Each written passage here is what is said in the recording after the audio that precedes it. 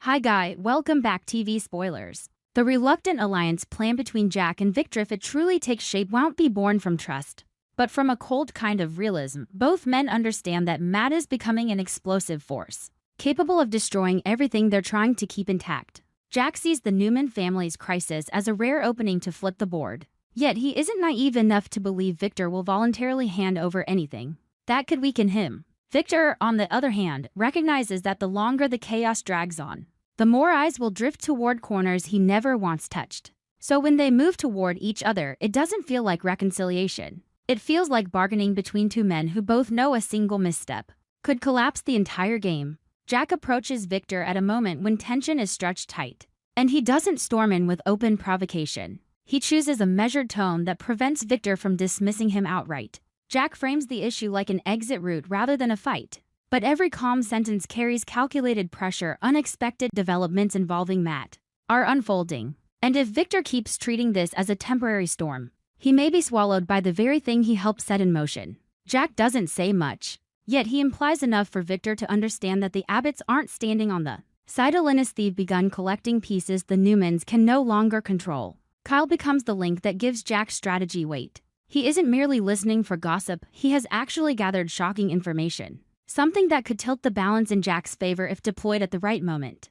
That intel isn't separate from Matt, and the mess the Newman family is facing gets a thread running straight into the darkest section of the story, where Victor is forced to protect his family while also shielding dangerous decisions made earlier. Because what Kyle has made touch Victor's use of an artificial intelligence program. This stops being a private Newman-versus-Matt problem. It becomes a systemic threat. Once exposed, nobody can keep calling it bad luck or an unfortunate accident. Jack understands that vulnerability, which is why he comes prepared with a proposal for Victor to consider. A proposal that sounds like a solution but functions like a clamp.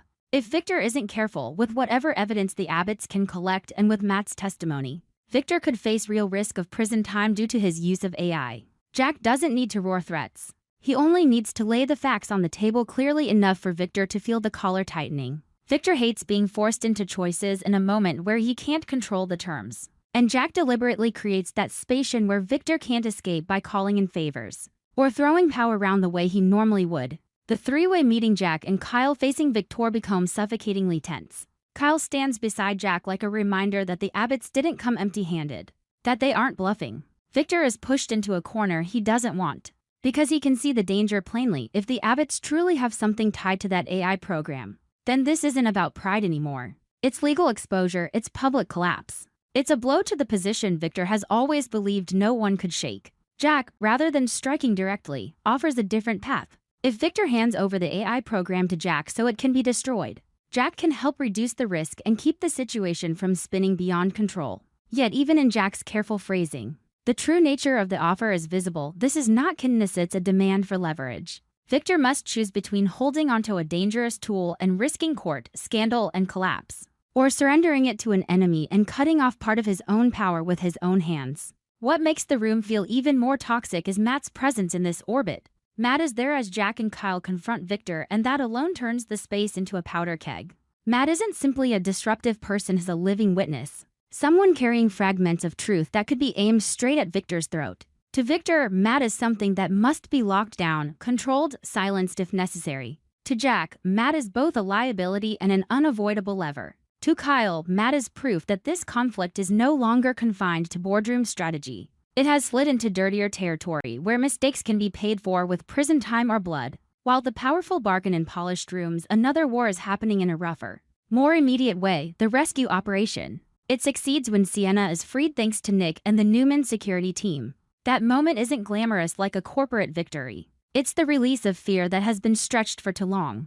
The feeling of being pulled back from a cliff. Nick isn't acting out of duty alone, he's acting for family, for survival, and for the quiet guilt that if the Newmans had been stronger or faster, Sienna wouldn't have endured that nightmare. When Sienna returns to safety, Noah holds her so tightly it feels as if letting go for even a second might invite the nightmare back in.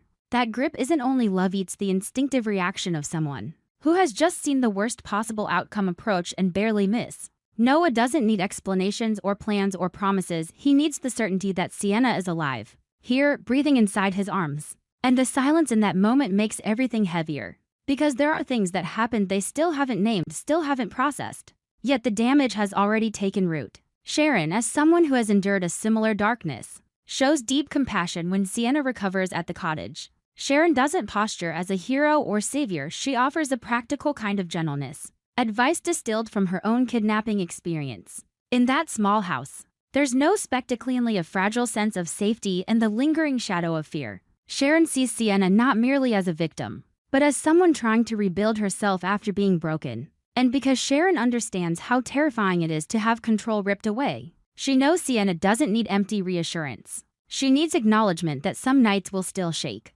Some moments will still steal breath in. That doesn't mean she is weak.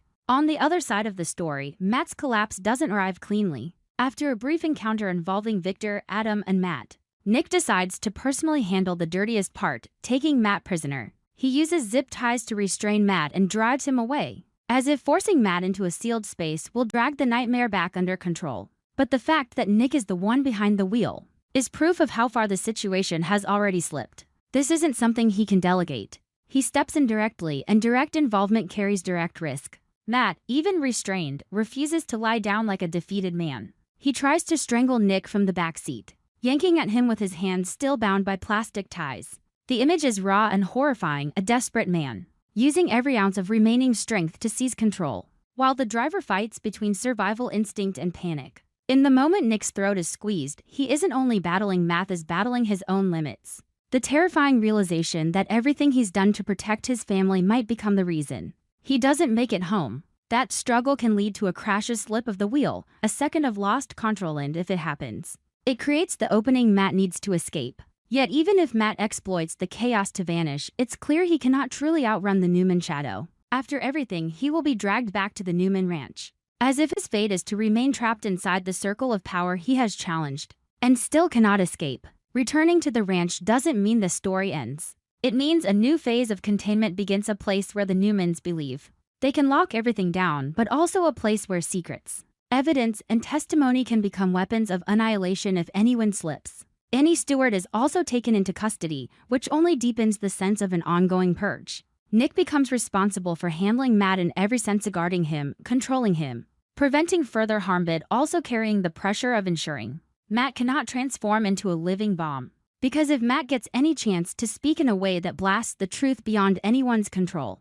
every proposal and every bargain between Jack and Victor becomes worthless. Then it will no longer be about who wins and who loses, but about who gets dragged down by a larger collapse. And that is why the two-story lineage, Jack and Victor's power negotiation, and the violent pursuit surrounding Matt and around each other like twin restraints.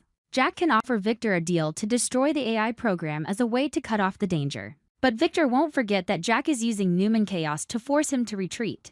Victor can consider the solution to avoid prison, yet his instincts will scream that anything in Abbott hands can become a knife. Meanwhile, Matt, even bound and even hauled back to the ranch, remains the most brutal variable because he doesn't operate by boardroom logic. He runs on survival instinct and reckless impulse, the kind that can tear apart the best strategy in a heartbeat. At the center of it all, Sienna recovers in the cottage. Noah still clinging as if fear itself is physical, Sharon steady and honest without sugarcoating. Nick tense from saving someone and then fighting a killer's grip from behind his own seat. The emotion doesn't need to be loud, it seeps through every action and every choice. And that contrast fragile warmth of the rescued against the cold violence of the desperate makes the whole story heavier. No one walks out of these weeks unchanged. Because when power is threatened and survival is tested at the same time, the boundaries people thought were solid begin to crack, and with one precise touch, everything can shatter in a way nobody can stop. The scandal surrounding Daniel's romantic life would not be erupting with such force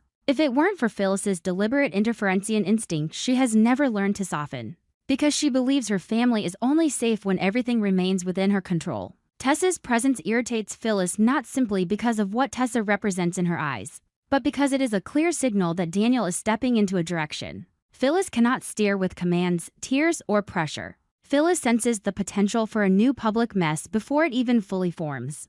and that anxiety becomes reflex. Stop it, interrogate it, force Daniel to face consequences. Yet beneath the hard edge of her anger lives something more primitive and personal for that Daniel is slipping beyond her reach. Fear that all the years she spent sacrificing, fighting, and controlling have still not been enough to keep him standing safely inside the boundaries she considers survival. After Phyllis confronts Daniel about his relationship with Tessa, the air between mother and son grows heavy in a way that doesn't require words to feel suffocating.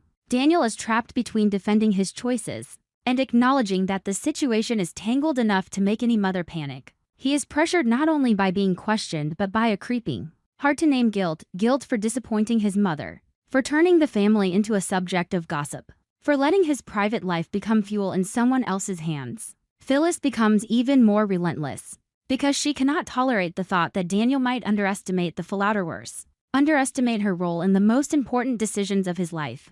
For Phyllis, this has never been only about Daniel and Tessa. It is a war between control and chaos, between the image of the family and the threat of collapse, between the stability she tries to build and the storm she feels moving closer by the hour. From that pressure, Phyllis pivots toward Cain with colder calculation.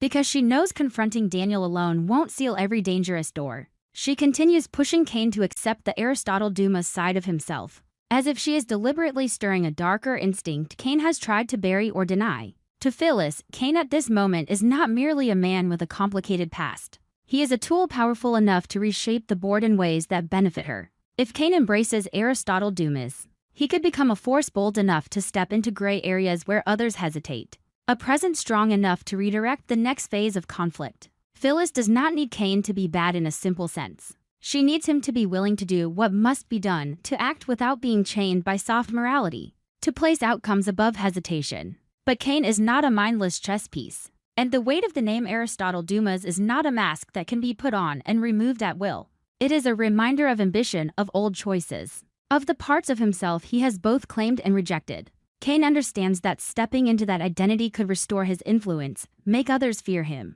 pull the world back into a rhythm he controls. At the same time, he understands the cost, losing the fragile piece of humanity he still wants to believe he has, trading rare chances at peace for a life defined by strategy and pressure, becoming someone he may not even want to recognize in the mirror. He stands on the edge of a dangerous rebirth, and Phyllis stands close beside him, persistent, as if she sees not only strength in Cain but a shield for her own agenda. Cain's hesitation is sharpened by Lily's hot and cold behavior. Lily does not offer Cain a clean answer. She neither fully shuts the door nor fully opens it. That uncertainty hurts more than rejection, because it plants a risky kind of hope that there is still a way back, that there is still something to repair, that one more push might make Lily soften. The more Lily shifts, the more Cain becomes driven by a need to prove himself, and that need easily mutates into hunger for power. He begins to believe that to keep Lily so she cannot leave, he must become stronger, more decisive, more frightening. Lily becomes an unintended mirror of his instability, and that instability makes him especially vulnerable to Phyllis's offer, a deal, a partnership, another group effort that could serve both Cain's goal and Phyllis's need to crush threats before they ignite. For Cain, that kind of collaboration is seductive because it gives him a sense of control when emotions feel unpredictable. If Lily cannot be secured, if love cannot be held firmly, then power and planning can replace it as an anchor. Cain can justify it to himself as protection, as preparation,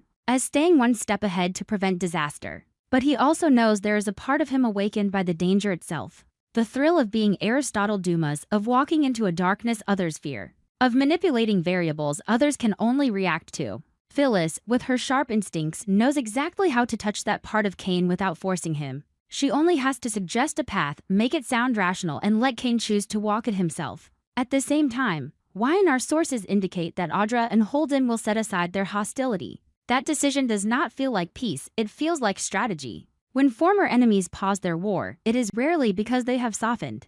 It happens because a larger danger has appeared, or because they realize that continuing to clash only destroys their advantage. Audra does not release grudges without a reason heavy enough to justify it. And Holden is not the kind of man who stays quiet out of fatigue alone. Their temporary truce therefore resembles an invisible contract, both recognizing that without unity, they could be crushed, or that secrets they are protecting could be dragged into daylight. The atmosphere around them becomes tense in a quiet way, because when two people who distrust each other begin standing on the same side, It suggests they are shielding something darker than their old conflict. That tension spreads to Claire. Holden decides not to reveal the full truth to Claire Newman and chooses to move past whatever is happening with Audra, as if he is deliberately creating fog, keeping Claire away from the core of the story, while keeping Audra protected from exposure. For Holden, silence can be survival. He may believe speaking the truth would trigger a chain reaction he cannot contain. Or he may believe Claire is not ready to carry what she is about to learn.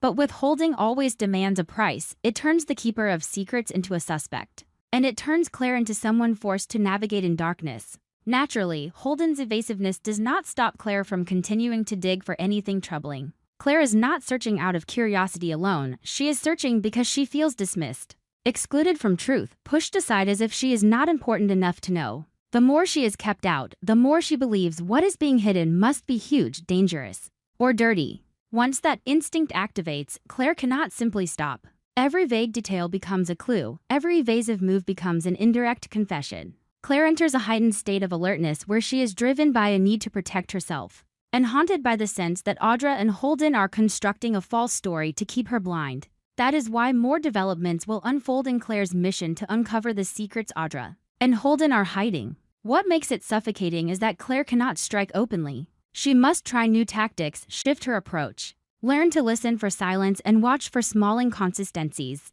She is pulled into a war of the mind where the enemy is not the person in front of her, but the wall of information built out of quiet agreement, compromise, smiles, and avoidance.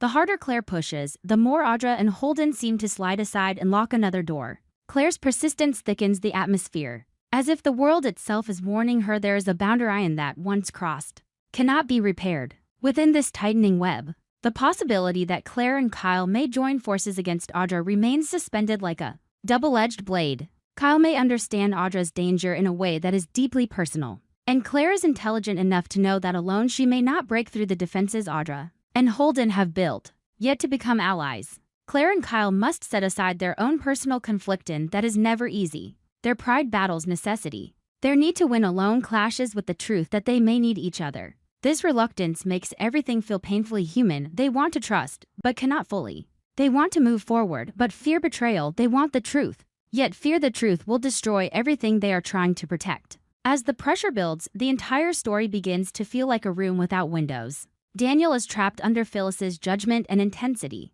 while Phyllis drives herself deeper into the role of controller, convinced that if she is strong enough, everything will remain intact. Kane is torn between the part of himself that craves Lily's acceptance and the darker identity Phyllis keeps naming, feeling as if he is standing at a crossroads that could redefine his life. Lily's hot and cold reactions unintentionally push Kane toward the kind of power and partnership Phyllis offers. Audra and Holden's truce feels less like calm and more like a cover, while Claire is forced into the role of truth hunter inside a maze made of silence. Kyle stands on the edge as a possible partner in arm that could help Claire break the wall, or a risk if old fractures flare at the worst moment. And just as these separate threads begin to draw dangerously close, the real threat becomes unmistakable. The harder Phyllis pushes Kane toward Aristotle Dumas, the more she is gambling that darkness can be controlled and used for her purposes. But darkness rarely stays neatly inside the box someone builds for it. The more Lily destabilizes Kane, the more likely he is to cling to power as if it is medicine. The more Audra and Holden hide, the more Claire's pursuit intensifies, and the closer Claire gets, the more likely it becomes that Audra and Holden will stop setting aside conflict and start doing whatever it takes to protect what they are hiding. That is where the hook lands, Claire believes. She is only searching for one troubling piece of information, but what she is about to touch may be the thread that ties directly into the private agreement between Holden and Audra. And if Kyle truly stands beside her at the right moment, they may unlock the first latch on a door no one wants open, a door that forces Phyllis to realize she has ignited something she cannot extinguish, forces Kane toward a point of no return as Aristotle Dumas, and forces Claire to understand that this time the truth will not only ruin reputations, it could bring an entire world crashing down right in front of her. Our TV Spoilers channel is always looking for content inspiration for each video. By compiling short video clips to analyze and offer personal opinions, this channel specializes in analyzing, theorizing, and discussing plot points in the Young and the Restless series from the perspective of a longtime fan. Through this, viewers can gain deeper, more objective, and more interesting insights. Subscribe to the channel to stay updated on the latest news about the Young and the Restless series.